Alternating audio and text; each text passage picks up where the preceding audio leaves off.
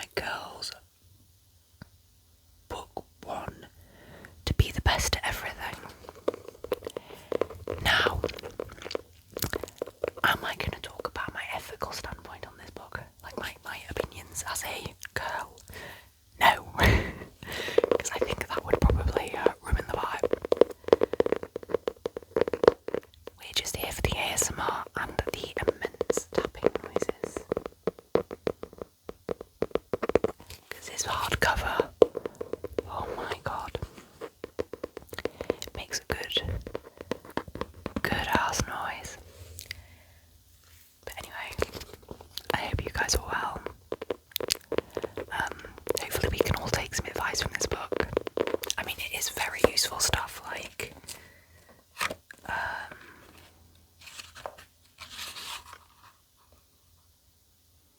how to travel with one bag, how to explain why you're late,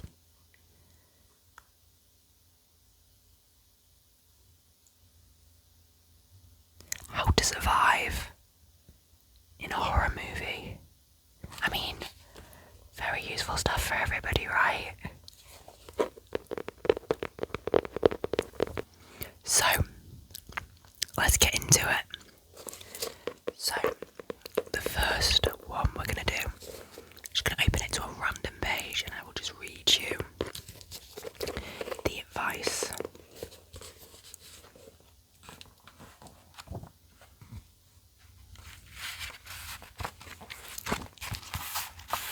This is how to make a chart showing your family tree. Family tree. So I've got Oreo crumbs in my mouth. Charting the history of your family can really be fascinating. Ask your relatives to help find out all the names and personalities of the past. It's best to work backwards when you're writing out a family tree. So start by writing your name at the bottom of a large piece of paper. Write all the names of your brothers and sisters in order of age on the same line as your name. The oldest of them should be on the left and the youngest on the right. I mean, this is a bit difficult because when I got this book, I was 9. I learnt my left and rights within the last month, so 9-year-old me was not doing this. With a ruler, draw a short vertical line above each of the names. Join the top of these lines along a horizontal line. Next, draw a single vertical line up to the middle that connects you and your brothers and sisters. Make the top of this vertical line, vertical line, draw a short horizontal line to make a T shape. Write your dad's name to the left of it and your mum's name to the right of it. Next, put the names of your mum's brothers and sisters to the right of her name and put the names of your dad's brothers and sisters to the left of his name. Remember to put the oldest on the left and the youngest on the right, using the same method you did for your brothers and sisters. Join up the names of the brothers and sisters in your dad's family tree and draw a vertical line to the names of your grandparents. Do the same for your mum's side of your family. Write the names of your grandparents and their brothers and sisters and connect them to your great-grandparents. Keep this up until you have traced your family tree as far back as anyone can remember. Top tip, you could add birth dates out for some of the people on the chart if you can find them out. Birth and death dates of relatives who are now dead. Okay. And here's her family tree. Mine would be a mess. Next, let's pick another page. Let's pick another page. Let's go here.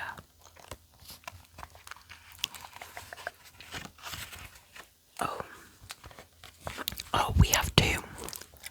How to improve your memory, or how to blow the biggest bubblegum bubble.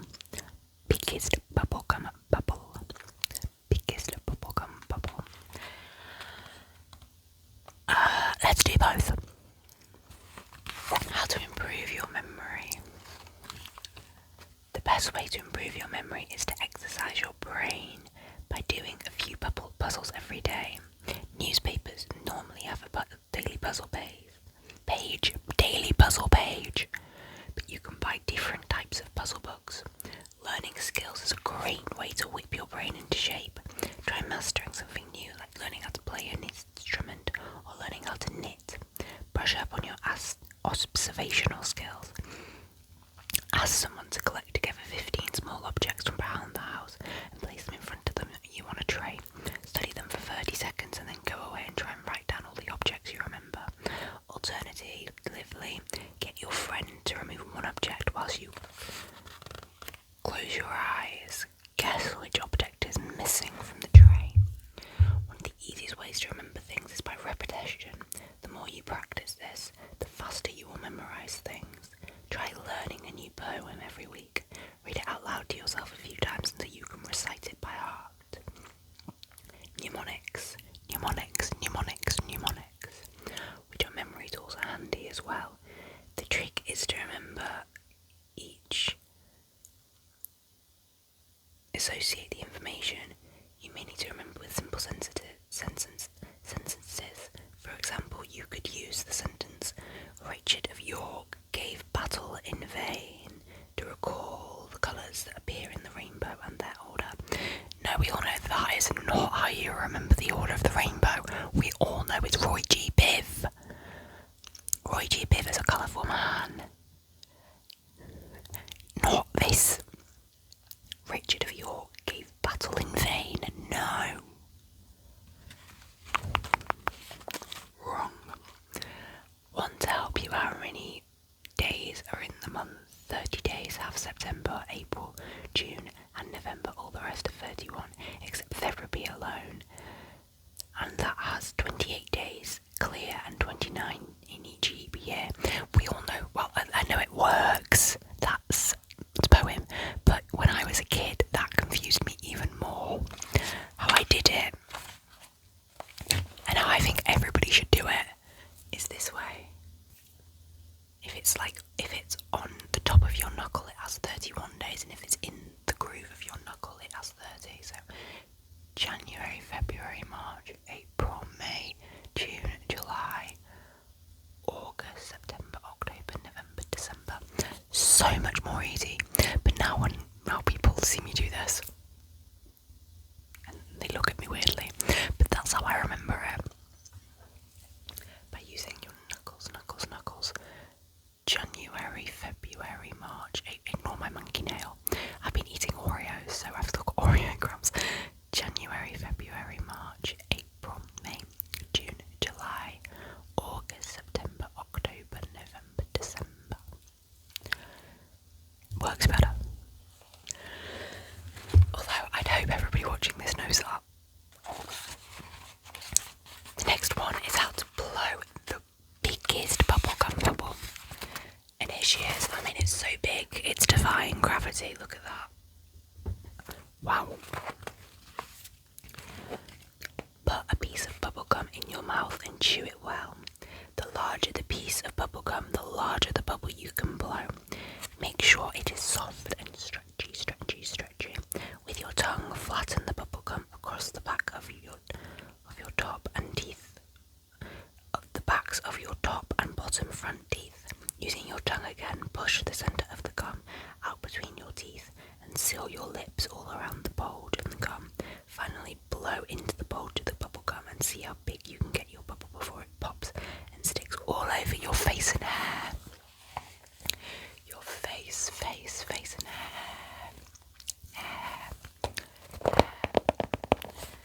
Okay, should we do another one? You tell me where we should go. You tell me. Go here. Like, there. Okay, where my finger is. Okay, I agree. There we go.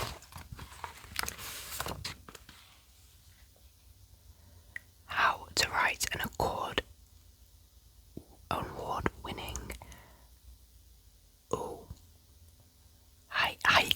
haiku.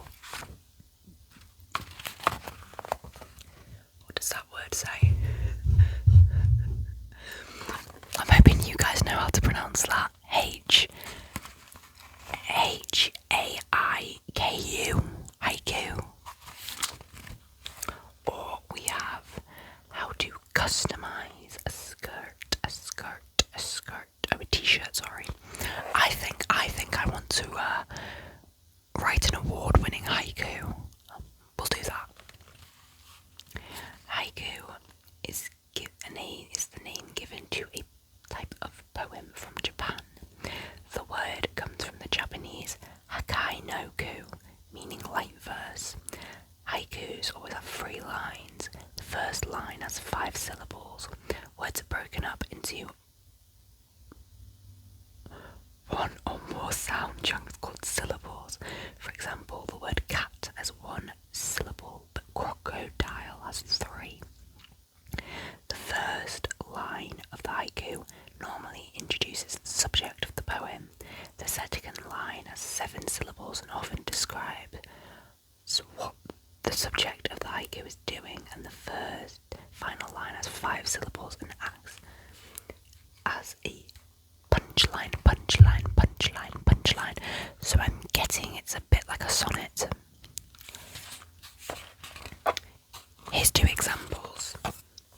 Sunlight, sunlight on the water, dapples the riverbed where, hides the spotted trout. Black and white magpie bounces through the broken branches, hungry for baubles. I don't know what a bauble is. But there you go, there's to write, yes, there's how to write your award-winning haiku. I will Google that later. Where else should we go? I say we go towards the back of the book. I say we go there. I mean,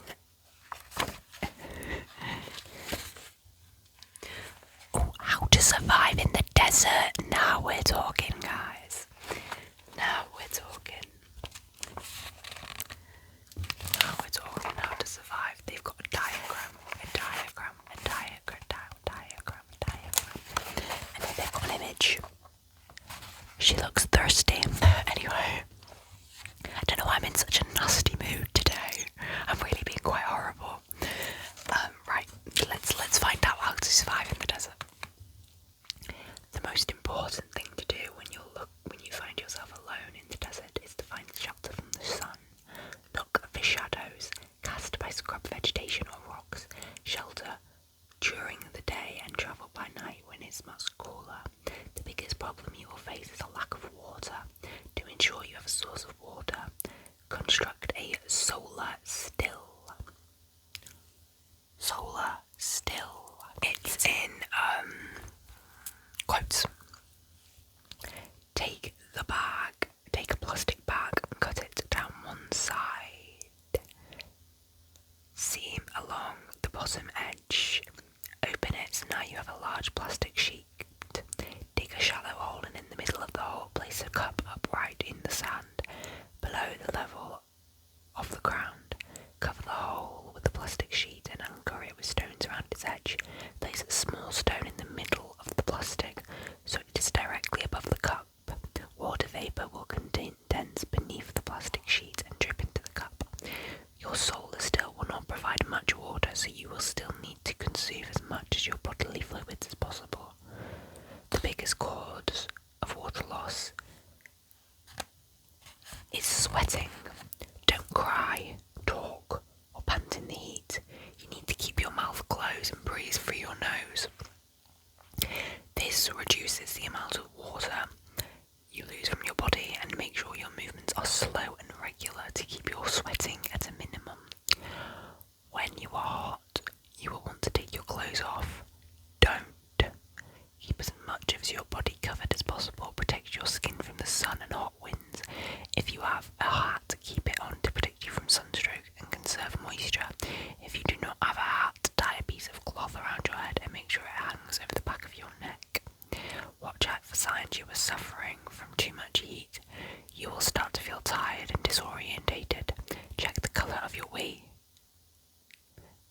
If it is dark, you are dehydrated. The moment you are aware of any warning signs, drink a couple sips of water. Continue to drink a little water every hour. The large expanse of mostly empty terrain in deserts will cause you to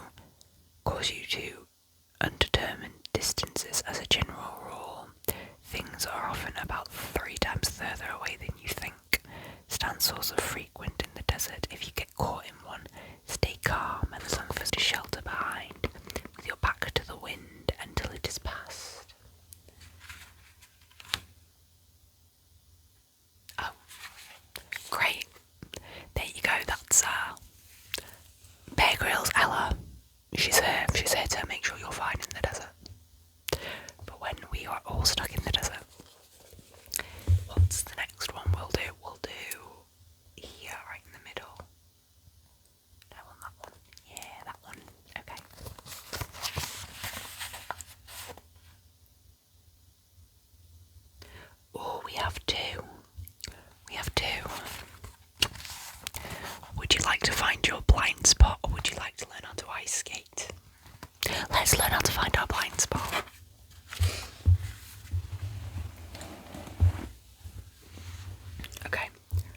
place one hand over your left eye. Okay. Hold this book in your right hand. God, okay. And stare at the black circle below. Gradually move the book closer and closer to your face when staring at the circle. When the book is a certain distance from your face, you will notice the star will vanish. Bingo! You have found the blind spot. The blind spot effect is caused by a lack of light detecting receptor cells on the optic disc of the retina. Found it. There we go. That's cool. That's actually quite cool. Oh my god, that's actually really quite trippy. Odd. I don't like that. Does it work the other way around? I want to try it the other way around. I'm going to stare at the star and see when the dot disappears. Oh my god, it does. I mean, because your eyes are the same, right? Are they the same on both sides?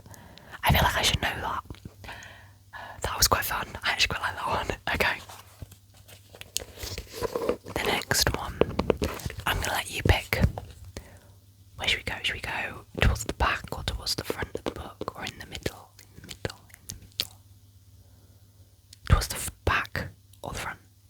Front. Okay. We'll go there. Oh no, that's the glossary. We won't do that then. We'll go there.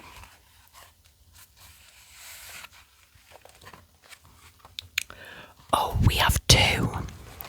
Both of which, one of which is very helpful if, for you guys, you're trying to relax.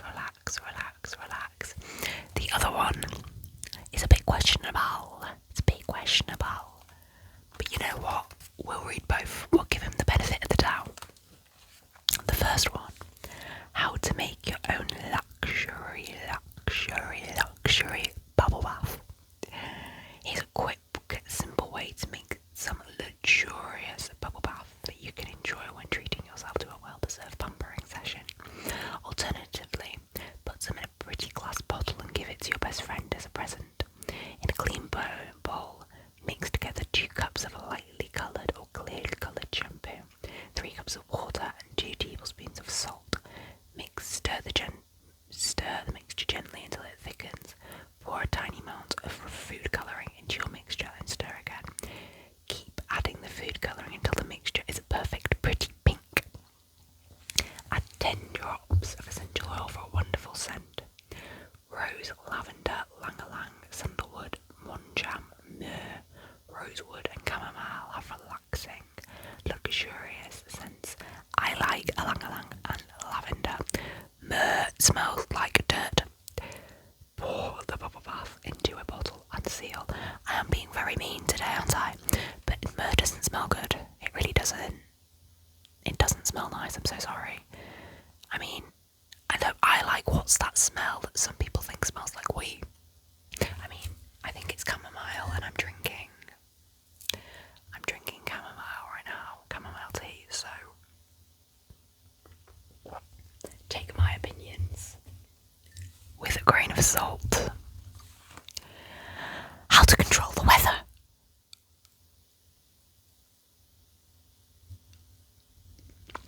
Alright then, sure. We all went through a phase of thinking we could control the weather, right? Or was that just me? I did. I wholeheartedly thought I controlled the weather. Luckily I don't. Because it would never rain and that's not ideal. Who is going to believe you when you say you can control, that you are so powerful that you can control the weather? Well, show them who's in charge of the elements by creating your own rainbow or flash of lightning. Rainbow, all you need is a sunny day, a glass filled with water almost to the brim and a sheet of white paper. Place the glass so it is almost half on, half off the edge of the table. Make sure the sun shines directly through the water and onto the floor. Place the paper onto the floor where a rainbow is formed by the light passing through the glass. Lightning. Put on a woolly jumper, a woolly jumper. Blow up an ordinary balloon and scoot around your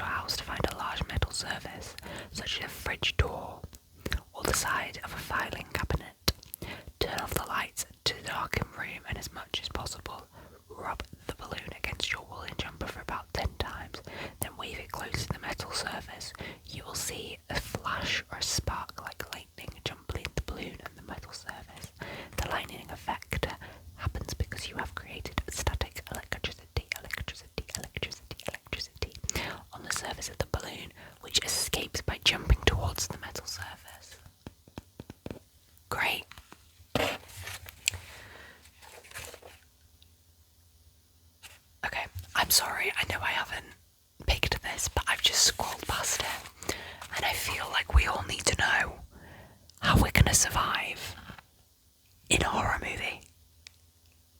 Because you never know. You never know, guys. You never know. How to survive a horror movie. When it appears you have killed the monster, never approach it to check it's really dead. It will pounce on you. When running away from a monster, expect to fall over at least twice. Never accept invitations from strangers that live in isolated areas and have no contact with society. I feel like that's a good rule, whether or not you're living in a horror movie, to be honest with you. If your car breaks down at night, do not go to a deserted mansion to call for help. I mean, the problem isn't really there anymore because pretty much everywhere has connection, right? Do not search the basement, especially if the lights have just gone out and your phone is dead. If your date has fangs, go home. Fair enough. If your date is rushing green flesh and behaves more like a zombie than most dates, go home. Never say, I'll be right back. You won't be. Ooh, cliffhanger. Cliffhanger. Okay. Next one. Let's go here. No, we don't need to know how to do finger knitting. It's too long. I can't be bothered.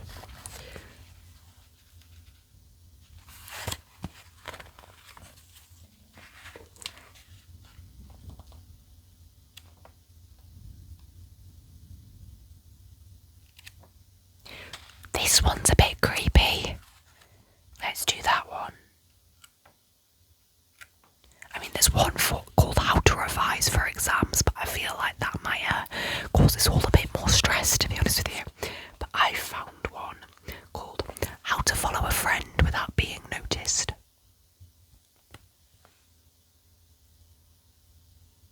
Okay then, should we find out? Let's find out. The key to successfully tailing a friend is not to stand out from the crowd, especially as she already knows what you look like. Wear neutral colours such as grey or brown and avoid clothes with distinctive patterns or logos on them. Wear clothes that are different to the style that you normally wear.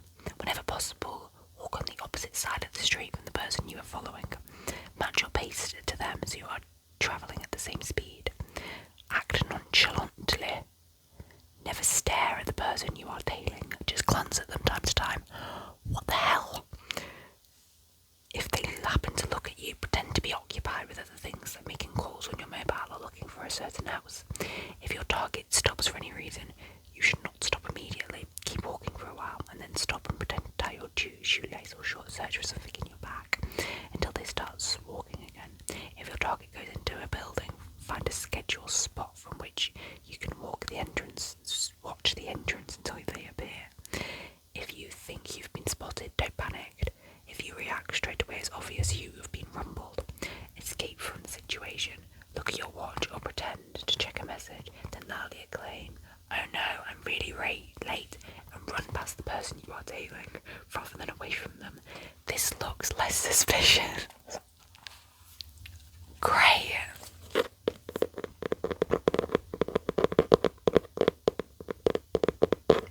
I think the last one was quite questionable, I won't lie to you.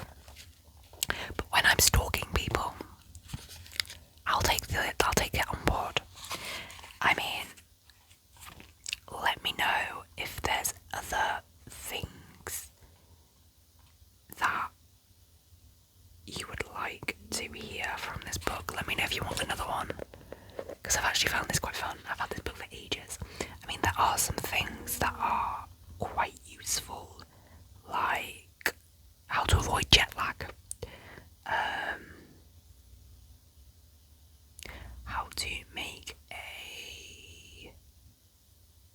how to walk the dog. That's a good place to start. How to execute a spectacular high dive. Where was the other one? Oh, how to make an icy milkshake in 5 minutes. How to survive an alien invasion. How to read body language, that's quite good. are some how to be a natural beauty. Okay then, there are some questionable ones in here. So let me know if you want a part two. Apart from that, I hope I've helped you relax. I hope I've helped you fall asleep. I hope I've helped you unwind or achieve whatever you watch ASMR to achieve.